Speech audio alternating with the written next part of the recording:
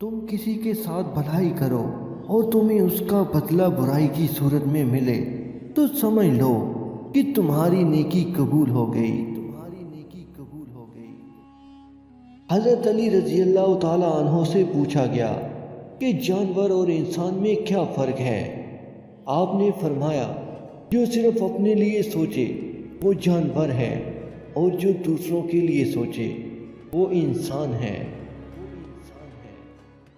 جس نے تجھے تیرے عیب بتائے، اگر تجھے عقل ہو تو بے شک اس نے تجھ پر احسان کی انتہا کر دی۔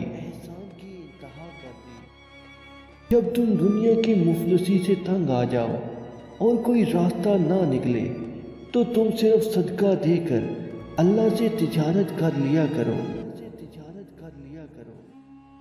اپنی سوچ کو پانی کے قطروں سے بھی زیادہ شفاف رکھو، کیونکہ جس طرح قطرے سے دریا بنتا ہے اسی طرح سوچوں سے ایمان بنتا ہے۔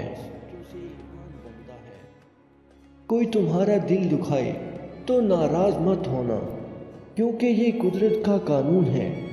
جس درخت کا پھل زیادہ میٹھا ہوتا ہے لوگ پتھر بھی اسی کو مارتے ہیں۔ کسی کی مدد کرتے وقت اس کے چہرے کی جانب مت دیکھو، ہو سکتا ہے اس کی شرمندہ آنکھیں تمہارے دل میں غرور کا بیج بو دیں۔